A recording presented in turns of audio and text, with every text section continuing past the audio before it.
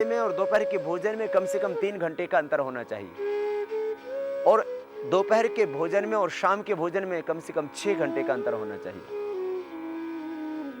इससे आप कभी फिर बीमार पड़ेंगे ही नहीं। पायरिया की प्रॉब्लम तो होगी नहीं आपको। खास बात, यदि आपको पायरिया हो चुका है तो आप एक मंजन भी प्रयोग करना, और ये जिन सावधानियों को हमने बताया इन सावधानियों को पूरा रखना आप। और ब्रश कभी भी यूं नहीं करना। ऐसे ब्रश करने से आपके दांत और मसोड़े बेकार हो जाते हैं। इसलिए ब्रश को ऊपर नीचे इस तरह से घुमा करके ब्रश कीजिए, बहुत धीरे धीरे। क्यों ब्रश नहीं करना चाहिए और घूमते फिरते ब्रश नहीं करना चाहिए। एक जगह खड़े होकर के आपको ब्रश को बहुत ध्यान से करना चाहिए। इतना ध्यान जरूर दें। फिर जो आप टूथपेस्ट यूज कर रहे हैं, अक्सर उसमें या तो गाय की हड्डी का चूरा, या गाय का नहीं तो किसी भी पशु की हड्डी का चूरा, और आपका हो जाता है उससे धर्म भ्रष्ट। अब ध्यान दे जरा, टूथपेस्ट जो बाजार से लेकर के आते हैं अब तो उन पर लिखने भी लगे प्योर वेजिटेरियन। उसमें आप देखिए कि आप जो प्रयोग कर रहे हैं अपने मुंह को साफ करने के लिए, कहीं उससे ऐसा तो नहीं है कि किसी प्राणी की हिंसा हो रही है। अगली बात जो खास महत्वपूर्ण है, आप ऐसा उपाय कीजिए जिससे आपके मुंह में दुर्गंध ना रहे, जिससे आपके मसोड़ों पर सोजन ना रहे, जिससे आपके मसोड़े से खून ना आए और पायरिया आपका मिट जाए और दांत आपके एकदम सफेद रहे। यदि ऐसा उपाय है तो मैं समझता हूं कि आपके लिए ज्यादा उपयोगी होगा। तो क्या करना आप, एक घरेलू उपचार जो हम पायरिया के लिए बताया करते हैं और दांतों की समस्या के लिए भी, ठंडा गर्म पानी लगता है, मुंह से दुर्गंध आता है और जीभ के ऊपर सफेद सफेद पदार्थ जमा रहता है, कोई टेस्ट ही नहीं आता खाने पीने की चीजों में, मुंह का स्वाद खराब रहता दिन भर। क्या करना आप, एक घर में ही मंजन बनाना। इससे दो चीजें होंगी, एक तो पैसे की बचत और दूसरा सबसे बड़ी बात, आपके दांत 100 साल तक स्वस्थ रहेंगे और मोती की तरह सफेद रहेंगे। मोती की तरह सफेद स्वस्थ दांत और मसोड़े आखिर किससे पाएंगे आप पाएंगे अपने ही एक घरेलू उपचार से। जब मुंह से दुर्गंध आने लगता है तो आदमी को एक आत्मग्लानि होती है, वो दूसरों के पास बैठने में भी संकोच करता है। तो क्या करें आप, 100 ग्राम हल्दी, सभी के घरों में होती, 100 ग्राम हल्दी ले लें, 100 ग्राम सेंधा नमक, 100 ग्राम हल्दी, 100 ग्राम सेंधा नमक, 100 ग्राम फिटकड़ी की भस्म। फिटकड़ी को आप कुरड़ी में डाल दीजिए, कुरड़ी में डाल करके अग्नि पर रख दीजिए, फूल जाएगी। कुरड़ी को 1/4 ही भरें क्योंकि 3 हिस्से वो और फूल जाएगी। फिटकड़ी एक कुरड़ी में डाल करके और उसको गैस के चूल्हे पर रख करके धीरे धीरे उसको आंच दीजिए, वो भस्म तैयार हो जाएगी। फिटकड़ी की भस्म 100 ग्राम, सेंधा नमक 100 ग्राम, हल्दी 100 ग्राम, त्रिफला 100 ग्राम जो सभी को मिल जाएगा, हरड़ बहेड़ा आंवला, त्रिफला 100 ग्राम, और इसी के अंदर आप मिला दें नीम की पत्ती। नीम की पत्ती आप हरी मंगा सकते हैं और बाद में उनको आप छाया में सुखा लीजिए, वो ज्यादा गुणकारी होंगे। नीम की पत्ती और बबूल की छाल तथा लौंग 20 ग्राम, बाकी सारी चीजें 100 ग्राम, सब चीजों का पाउडर करके और बीच वाली अंगुली से आप मंजन करना धीरे धीरे, ऊपर नीचे मालिश करना मसोड़ों की। और ये मंजन करने के 4-5 मिनट बाद ही कुल्ला करना, और देखना पहले ही दिन से आपके मसोड़े सख्त होने लगेंगे। बहुतों के मसोड़े जगह छोड़ देते हैं, मसोड़े जगह नहीं छोड़ेंगे अपनी। मसोड़े किसी की कट जाते हैं, घिस जाते हैं, मसोड़े नहीं घिसेंगे, मसोड़े नहीं कटेंगे। खास बात, मसोड़ों पर जो सोजन है वो खत्म हो जाएगी और पायरिया की प्रॉब्लम मिट जाएगी और आपके दांत इससे एकदम सफेद रहेंगे, मुंह का दुर्गंध खत्म हो जाएगा, मुंह का स्वाद अच्छा रहेगा, दिन भर मुंह में ताजगी रहेगी, दांतों की सारी समस्या आपकी खत्म। इस छोटे से प्रयोग से आप घर में ही कर लेना, बच्चों को भी यही कराना। और इसका इतना सुंदर टेस्ट होता है कि इस नेचुरल और घरेलू, हमने आपको एक टूथपेस्ट बता दिया है, इसको करना, इसके करने के बाद दूसरा टूथपेस्ट आप कर ही नहीं सकते। इससे मुंह में एक अलग तरह की ताजगी रहती है। यदि किसी को और भी बहुत ज्यादा इसको सुंदर बनाना हो तो आप इसके अंदर अकरकरा के फूल या अकरकरा का मूल डाल सकते हैं 100 ग्राम, और इसी के अंदर आप 100 ग्राम मुलेठी भी डाल सकते हैं, तो और ज्यादा आपका मुंह अच्छी तरह से साफ होगा और ये मंजन अच्छा बन जाएगा। क्योंकि सब द्रव्य घर में मिल नहीं पाते, इसलिए सब हम नहीं बता पाते, अन्यथा हम दंत मंजन भी हम आश्रम में इन्हीं चीजों से बनाते हैं और उसका जबरदस्त लाभ होता है। तो ये घरेलू उपचार दांतों के लिए, पायरिया की समस्या के लिए आपको हमने बताया। मुझे लगता है आप अपने दांतों की सेहत का भी ख्याल रखेंगे, क्योंकि दांतों का बहुत बड़ा संबंध है आपकी आंतों के साथ। आप यदि दांतों से ठीक काम लेंगे तो आपकी आंतों पर भी जोर नहीं पड़ेगा, डाइजेशन की क्रिया भी सब ठीक रहेगी। एक बहुत बड़ी समस्या खास करके वृद्ध व्यक्तियों को जो है प्रोस्टेट की प्रॉब्लम, प्रोस्टेट की समस्या। बड़ी उम्र में अक्सर 40-50 के बाद ही बार बार पेशाब के लिए भागना पड़ता है, प्रोस्टेट बढ़ जाते हैं। नॉर्मल साइज होना चाहिए लगभग 20 ग्राम के आसपास, तो किसी का 30, किसी का 40, फिर 50-60 ग्राम तक हो जाता है। तो प्रोस्टेट बढ़ गए तो क्या करें? गदूद बढ़ना जिसको बोलते हैं आम भाषा में, प्रोस्टेट की प्रॉब्लम के लिए, गदूद के लिए क्या करें? बार बार यूरिन के लिए जाना पड़ता है। मुख्य अभ्यास कपालभाति प्राणायाम है।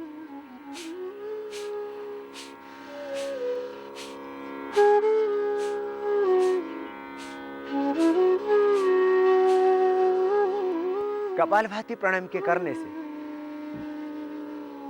प्रोस्टेट की प्रॉब्लम ठीक हो जाती है। मध्यम गति, मध्यम शक्ति से करना। बहुतों को तो प्रोस्टेट कैंसर तक हो जाता है। प्रोस्टेट कैंसर हो या गदूद की समस्या, बढ़ा हुआ प्रोस्टेट, यहां तक कि कैंसर तक की स्थिति में भी लाभ होता है प्राणायाम से।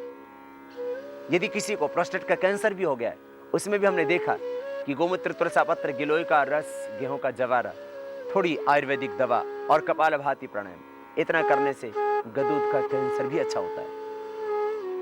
फिर सामान्य रूप से यदि प्रोस्टेट की प्रॉब्लम है, बहुमूत्र की शिकायत है, तो कपालभाति प्राणायाम और गोमुखासन, कपालभाति प्राणायाम और गोमुखासन करने से, गोमुखासन आप 2-2 मिनट करके 4-5 मिनट कर लेना दोनों तरफ से, गोमुखासन, और कपालभाति प्राणायाम आपको 15 मिनट करना है।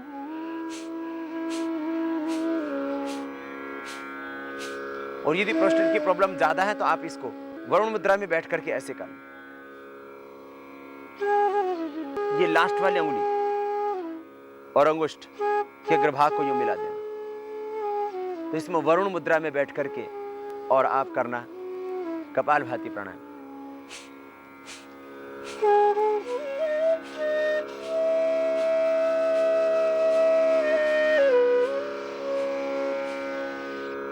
ये 15 मिनट। फिर ये सबसे छोटी उंगली, इसको यूं दबाना, इसके टॉप भाग, सबसे छोटी वाली उंगली दोनों हाथों में, दोनों पैरों में दबाना, इसको यूं दबाना, छोड़ना। सबसे छोटी उंगली को दबाएं और साथ ही में हथेली के बीच में दबाएं। ये दो मुख्य पॉइंट।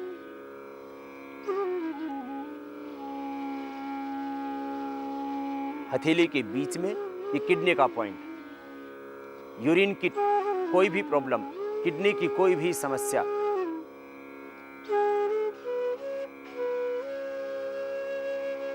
ये बीच में दबाना 1 से 5 मिनट अधिकतम, और सबसे छोटी उंगली के ऊपर दबाना। ये 2 पॉइंट दबा लेना दोनों हाथों में, दोनों पैरों में। जो बच्चे भी रात को पेशाब करते हो उनके लिए भी ये समाधान है। चंद्र प्रभावटी 10 साल से ज्यादा उम्र के बच्चे हैं, उनको 1 गोली दे दीजिए आप सुबह ही नाश्ते के बाद। रात को 1 चम्मच तिल खिला दीजिए उनको, और ये पॉइंट दबा देना सबसे छोटी उंगली या टोप पर, और यहां पर ये दबा देना बीच से। प्रोस्टेट की प्रॉब्लम के लिए दोनों हाथों में दोनों पैरों में ये दबाना, कपालभाति प्राणायाम और गोमुखासन साथ में ही आप प्रयोग कर लेना। चंद्र प्रभावटी, चंद्र प्रभावटी एक एक गोली सुबह शाम। बहुत ज्यादा प्रॉब्लम है तो दो दो गोली सुबह शाम दूध के साथ ले सकते हैं प्रोस्टेट के लिए। थोड़ा सा और उपचार, प्रोस्टेट की प्रॉब्लम में किसी किसी को बार बार तो होता है, साथ साथ में रुकता भी है पेशाब, तो उसमें गोक्षरादि गुगुल भी एक एक गोली ले सकते हैं साथ में। तो गोक्षरादि गुगुल एक गोली और चंद्र प्रभावटी एक गोली, ये दो गोली सुबह दो गोली शाम। पेशाब की रुकावट, बार बार पेशाब का जाना, बहुमूत्र का रोग, मूत्रकृच्छ्र का रोग, वह भी इससे मिट जाएगा। बार बार पेशाब आना, जलन के साथ पेशाब आना, ये समस्याएं भी बहुत सारी यूरिन की प्रॉब्लम उससे मिट जाएगी। अब चंद्र प्रभावटी लेने से भी किसी को लाभ ना हो रहा हो तो एक काम और करना, और आपको पेशाब में जलन ना हो लेकिन बहुत बार बार पेशाब जाना पड़ता हो, और कई बार तो यह हालात होती है कि आदमी उठता है और रास्ते में ही उसको कपड़ों में पेशाब निकल जाता है। इतनी खतरनाक समस्या है, छोटी सी प्रॉब्लम लेकिन उससे आदमी को ग्लानि होने लगती है। तो चंद्र प्रभावटी एक एक गोली, और इसके साथ ले लेना आप विषतिंदुकवटी एक एक गोली, लेकिन थोड़ी सी सावधानी, विषतिंदुकवटी हाई बीपी वाले रोगी ना लें।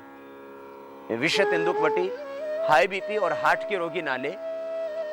इसके अंदर विषतिंदुक नाम का एक थोड़ा सा तीक्ष्ण द्रव्य होता है, तो विषतिंदुकवटी हार्ट और हाई बीपी के रोगियों को छोड़ करके शिष्य व्यक्ति ले सकेंगे।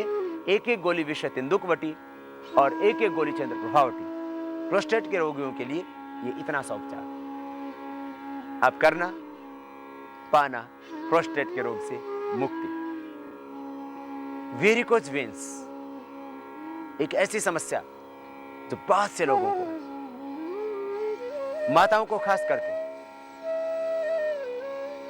पैरों की नसें पहले फूलती है, नीली पड़ती है, बाद में उनमें ब्लड रुकने लगता है, फिर वहां गांठें हो जाती है, और बाद और ही ज्यादा फिर जीर्ण होने पर किसी किसी को तो हमने देखा है उनमें खून निकलता है, और किसी किसी को तो बाद में उनमें पस जैसा फाइट पदार्थ निकलने लग जाता है। ये सारे ही पेशेंट अच्छे हुए हैं जिनको चाहे, किसी किसी को तो पूरे शरीर में फिर ये प्रॉब्लम, और हाथों में भी पैरों में भी, बस यो दबा दें तो सफेद पस निकले किसी को, तो किसी को निकलने लगता था खून, पूरे शरीर की नसें नीली पड़ गई और गांठें हो गई 10-10, 20-20, किसी को 100-100 गांठें दोनों पैरों में। ऑपरेशन आदमी कितना करवाएगा, और ऑपरेशन के बाद फिर बार बार यही हो जाएगा, तो क्या करे इंसान। ऑपरेशन के बाद दोबारा हो जाता, जब गांठें ज्यादा हो जाते हैं तो ऑपरेशन कर दिया जाता है।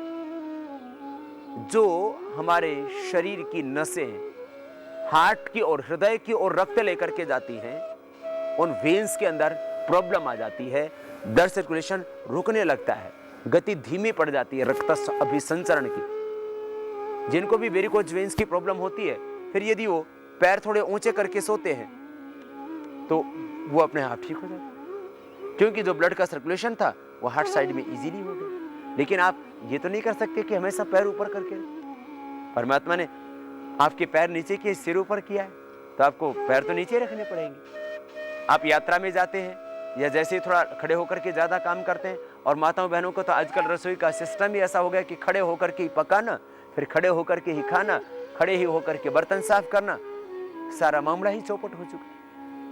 पहले चौके में बैठ करके भोजन करते थे भारतीय पद्धति से, और माताएं नीचे बैठ करके भोजन बनाती थी, तो उनको पैरों की इतनी ज्यादा प्रॉब्लम नहीं थी। आजकल पैर मुड़ते ही नहीं है, इसलिए 35 साल में ही 40 साल में ही बहनों बेटियों को, माताओं को पैरों में घुटनों में दर्द होने लग जाता है। क्या करें आप वेरिकोज वेन्स के लिए? पहली बात, प्राणायाम करें। प्राणायाम से ब्लड का सर्कुलेशन अच्छा हो जाएगा। 15 से 20 मिनट कपालभाति, 15 से 20 मिनट अनुलोम विलोम, ये दोनों प्राणायाम के करने से 3 से 6 महीने में वेरिकोज वेन्स की प्रॉब्लम अच्छी हो जाती है। थोड़ा समय तो लगेगा, कुछ प्रॉब्लम ऐसी है जिनमें वक्त लगता है। अब जैसे कैंसर है तो एक दिन में नहीं मिटेगा, उसमें 3 से 6 महीने का, और बहुत ही ज्यादा असाध्य कोटि का रोगी है तो 1 साल भर का भी समय लग जाता है। पोलियो में भी वक्त लगता है, पैरालिसिस में भी किसी का 1 महीने में, और किसी का मान लीजिए 10-15 साल पुराना पैरालिसिस था तो उसको तो वक्त लगेगा ही थोड़ा। वेरिकोज वेन्स के पेशेंट को भी थोड़ा समय लगेगा, लेकिन वेरिकोज वेन्स की प्रॉब्लम अच्छी हो जाएगी 100%। कपालभाति प्राणायाम, अनुलोम विलोम प्राणायाम मुख्य रूप से 15 से 20 मिनट, 15 से 20 मिनट दोनों समय करना। साथ में दूसरे प्राणायाम का पूरा पैकेज करना ही है। आसनों से कभी भी वेरिकोज वेन्स की प्रॉब्लम अच्छी नहीं होगी। यूं तो आप सर्वांग आसन थोड़ी देर करेंगे या आप शीर्षासन करेंगे तो थोड़ी देर के लिए आपको राहत मिल जाएगी, लेकिन परमानेंट क्योर नहीं होगी ये प्रॉब्लम। बिना ही आसन किए वैसे आप थोड़े पैर ऊंचे कर दीजिए तो वो समस्या में थोड़ा लाभ हो जाता है। बहुत से लोगों को इतना दर्द होता है फिर वेरिकोज वेन्स की प्रॉब्लम के कारण से कि वो रात को फिर पैरों के नीचे तकिया लगा करके उनको सोना पड़ता है, नहीं तो ब्लड रुकता है और उसमें पेन होने लगता है। जहां ब्लड सर्कुलेशन रुका वहीं पर पीड़ा प्रारंभ हो जाती है। इसलिए क्या करें आप करना दोनों प्राणायाम और साथ में दूसरे प्राणायाम भी पूरी कर लेना। 7 प्राणायाम का पैकेज, उसमें कपालभाति, अनुलोम विलोम, इनकी मात्रा बढ़ा देना। बहुत ही ज्यादा वेरिकोज वेन्स की प्रॉब्लम है तो आप 20 मिनट से आधा घंटा भी कर सकते हैं कपालभाति, और अनुलोम विलोम भी 20 मिनट से आधा घंटा तक किया जा सकता है। तो लगभग आपको 1 से 1.5 घंटा लगेगा सुबह। और यदि आपके पास वक्त है, आप निकाल सकते हैं समय, प्रॉब्लम बहुत ज्यादा है तो शाम को भी ये दोनों प्राणायाम कर लेना। सब ना कर सकें तो आप सुबह पूरा योग अभ्यास कर लेना। 7 प्राणायाम, 7 सूक्ष्म व्यायाम, पैरों को आगे पीछे दबाना, गोल घुमाना भी, और ब्लड का सर्कुलेशन उससे ठीक होगा। 7 सूक्ष्म व्यायाम, 7 योगासन और 7 प्राणायाम, ये जो पूरा पैकेज है इसको आप मॉर्निंग में पूरा कर लेना और शाम को केवल 2 प्राणायाम कर लेना, कपालभाति, अनुलोम विलोम। वेरिकोज वेन्स की प्रॉब्लम में कुछ आयुर्वेदिक मेडिसिन भी लाभ देती है। चंद्र प्रभावटी, पुनर्नवादी मंडूर, चंद्र प्रभावटी, पुनर्नवादी मंडूर, दोनों एक एक गोली दोनों के लिए करके सुबह, दोपहर, शाम 3 बार गुनगुने पानी या गुनगुने दूध के साथ लें। दूध या पानी से चंद्र प्रभावटी, पुनर्नवादी मंडूर। यदि आप बहुत ज्यादा फैटी हैं तो इसके साथ में आप त्रिफला गुग्गल या मेदोहरवटी भी ले सकते हैं। और यदि गांठें हो गई हैं वेरिकोज वेन्स में, वेरिकोज वेन्स की प्रॉब्लम में गांठें बहुत बड़ी बड़ी हो गई, बेर जैसी गांठें हो जाती है पैरों में, जंघाओं में। माताओं बहनों को एक खास प्रॉब्लम होती है, पुरुषों को भी किसी को ये बीमारी होती है ब्लड सर्कुलेशन के रोकने से। तो जिनको गांठें भी साथ में हो गई हो तो फिर भी चंद्र प्रभावटी, काचनार गुग्गल और पुनर्नवादी मंडूर, ये 3 गोलियां खा लेना सुबह, दोपहर, शाम। 3 गोली सुबह, 3 दोपहर, 3 शाम, आपको 9 गोली खानी पड़ेगी। और बिना ही गोली खाए आप यदि प्राणायाम करते हो तो इसी से आपकी ये प्रॉब्लम अच्छी हो जाती है। लेकिन जब प्रॉब्लम बहुत ज्यादा बढ़ जाए तो आप इनका भी प्रयोग कर सकते हैं। और इससे भी फायदा ना हो रहा हो तो फिर आप 2-2 गोली सुबह शाम, काया कल्पटी, जब खून बहने लगे, पस पड़ जाए, दर्द बहुत ज्यादा होने लगे तो रक्त का शोधन भी होगा और वेरिकोज वेन्स की प्रॉब्लम में भी पूरा लाभ हो जाएगा। तो कायाकल्पटी 2-2 गोली सुबह शाम खाली पेट ले लेना। और चंद्र प्रभावटी, पुनर्नवादी मंडूर, त्रिफला गुग्गल या मेदोहरवटी, या गांठ है तो फिर काचनार गुग्गल, पुनर्नवादी मंडूर और चंद्र प्रभावटी, ये खाने के बाद और 2-2 गोली खाली पेट पानी से कायाकल्पटी, ये वेरिकोज वेन्स के लिए आयुर्वेदिक उपचार। और साथ में ही हमने जो आपको प्राणायाम बताए वो जरूर करना। प्राणायाम ही से वेरिकोज वेन्स की प्रॉब्लम 100% अच्छी होती है। बाकी केवल दवा से आप यदि इसको अच्छा करना चाहेंगे तो अच्छा नहीं होगा।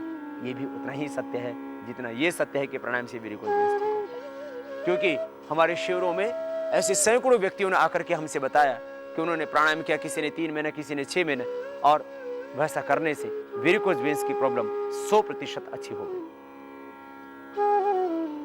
अब हम आपको बताते हैं बॉडी में कहीं पर भी गांठ हो जाए, किसी को हाथ में गांठ है, किसी को गर्दन में गांठ है, किसी को कान के नीचे गांठ है, कई बार तो छोटे छोटे बच्चों को हो जाती है।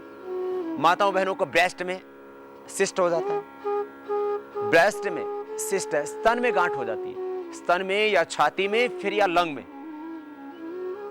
आपको फेफड़ों में गांठ है, आपको स्तन में गांठ है, छाती में गांठ है, या माताओं बहनों को किसी को यूट्रस में फाइब्रॉइड्स तो ओवरी में सिस्ट, किसी को घुटने के नीचे तो किसी को घुटने के यहाँ ऊपर, किसी को जंघाओं में,